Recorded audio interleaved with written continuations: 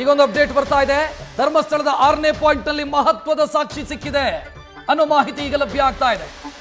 ದೂರುದಾರ ಹೇಳಿದಂತ ಜಾಗದಲ್ಲಿ ಕಳೇಬರ ಪತ್ತೆಯಾಗಿದೆ ಅನ್ನುವಂತ ಮಾಹಿತಿ ಲಭ್ಯ ಆಗ್ತಾ ಇದೆ. ನ್ಯೂಸ್ ಫಸ್ಟ್ಗೆ SIT ಮೂಲಗಳು ಈ ಬಗ್ಗೆ ಮಾಹಿತಿಯನ್ನು ಕೊಟ್ಟಿದ್ದಾವೆ. ಆ ಮೂಲಕ ಮಹತ್ವದ ಕುರುಹು ಲಭ್ಯವಾಗಿದೆ.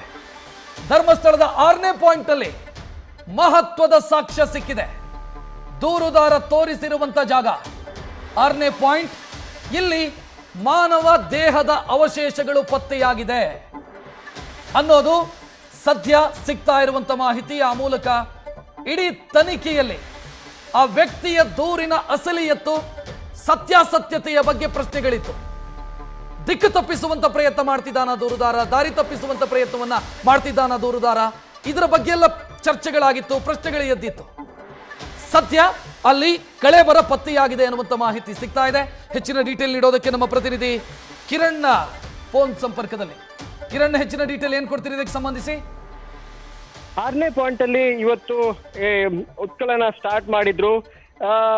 15ಕ್ಕೂ ಹೆಚ್ಚು ಕಾರ್ಮಿಕರು ಈ ಒಂದು ಕಾರ್ಯದಲ್ಲಿ ತೊಡಗಿದ್ರು. ಈಗ ಒಂದು ಮಾಹಿತಿ ಬಂದಿರುವಂತದ್ದು, ಕೆಲವು ಅಸ್ಥಿಪಂಜರದ ಕೆಲವು ಅವಶೇಷಗಳು ಪಾಯಿಂಟ್ 6 ಅಲ್ಲಿ ಸಿಕ್ಕಿರುವಂತದ್ದು.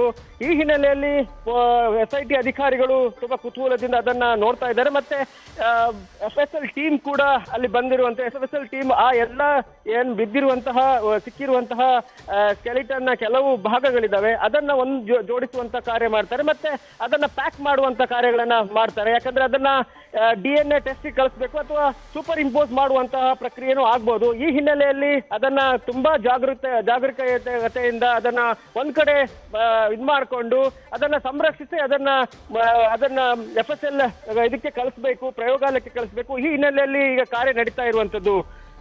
ಕಿರಣ್, ಇಲ್ಲಿ ದೂರುದಾರನ ದೂರಿನ ಸತ್ಯಾಸತ್ಯತೆಯ ಬಗ್ಗೆಯೇ ಪ್ರಶ್ನೆಗಳಿತ್ತು. ಈಗ ಕುರುಹುಗಳು ಸಿಕ್ಕಿದೆ ಅಂತಂದ್ರೆ ದೂರಿನಲ್ಲಿ ಒಂದಿಷ್ಟಾದ್ರೂ ಪುಷ್ಟಿ ಇದೆ ಅಂತ ಅರ್ಥನಾ? ಖಂಡಿತ ರಕ್ಷತ್. ಯಾಕಂತ ಹೇಳಿದ್ರೆ ಆತ ಹೇಳ್ತಾ ಇದ್ದಿದ್ದು ತಾನು ಹಲವಾರು ಅಂದ್ರೆ 100ಕ್ಕೂ ಹೆಚ್ಚು ಶವಗಳನ್ನ ಹೂತಿದ್ದೇನೆ, ಅದು ಕೂಡ ತುಂಬಾ ರಹಸ್ಯವಾಗಿ ಹೂತಿದ್ದೇನೆ ಅಂತ. ಆದ್ರೆ ಒಂದು ಈ ಭಾಗದಲ್ಲಿ ತುಂಬಾ ಸ್ಟೀಫ್ ಆಗಿರುವಂತಹ ಒಂದು ಪ್ರದೇಶ ಇದು. ಇಲ್ಲಿ ಆ ಒಂದು ಶವವನ್ನ ಆತ ಹೇಗೆ ಹೊತ್ಕೊಂಡು ಬಂದ ಅನ್ನೋದೇ ಒಂದು ಪ್ರಶ್ನೆ.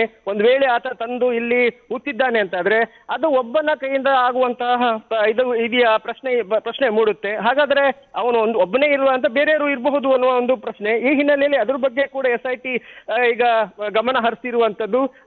ಆದ್ರೆ ಒಂದಂತೂ ಹೌದು, ಈಗ ಪಾಯಿಂಟ್ 6 ಅಲ್ಲಿ ಏನು ಉತ್ಖನನ ಮಾಡಿದ್ರು ಆ ಸಂದರ್ಭದಲ್ಲಿ ಕೆಲವು ಪಾರ್ಟಿಕಲ್ಸ್, ಸ್ಕೆಲಿಟನ್ನ ಕೆಲವು ಪಾರ್ಟಿಕಲ್ಸ್ ಸಿಕ್ಕಿರುವಂತದ್ದು. ಈ ಹಿನ್ನೆಲೆಯಲ್ಲಿ ಅದಕ್ಕೀಗ ಒಂದು ರೂಪ ಕೊಡುವಂತದ್ದು, ತನಿಖೆ ಒಂದು ವೇಗ ಸಿಗುತ್ತೆ ಅಂತ ಹೇಳ್ಬೋದು ರಕ್ಷತ್. ಕಿರಣ್, ಈಗ ಮೊನ್ನೆ ಎಲ್ಲ ಕಾರ್ಯಾಚರಣೆ ನಡೀತಾ ಇತ್ತಲ್ಲ, ಟೋಟಲ್ 5 ಪಾಯಿಂಟ್, ಅದಕ್ಕೂ ಈ ಪಾಯಿಂಟ್ಗೂ ಎಷ್ಟು ದೂರ ಅಂದ್ರೆ ಈ ಪ್ರದೇಶ ದೂರ ಆಗತ್ತಾ, ಅಲ್ಲೇ ಅಕ್ಕಪಕ್ಕನೇನಾ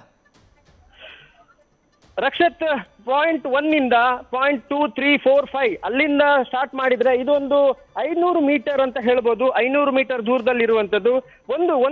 ಒಂದು ಮಗ್ಗಲಿಂದ ಇನ್ನೊಂದು ಮಗ್ಗಲಿಗೆ ಅಂದ್ರೆ ಈ ಗುಡ್ಡದ ಇನ್ನೊಂದು ಭಾಗ ಅಂತ ಹೇಳ್ಬೋದು.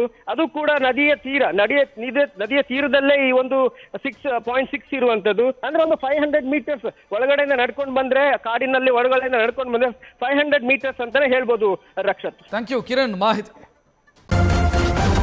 ನ್ಯೂಸ್ ಫಸ್ಟ್ ನಿರ್ಭೀತಿಯಿಂದ ನಿಮ್ಮ ಪರವಾಗಿ.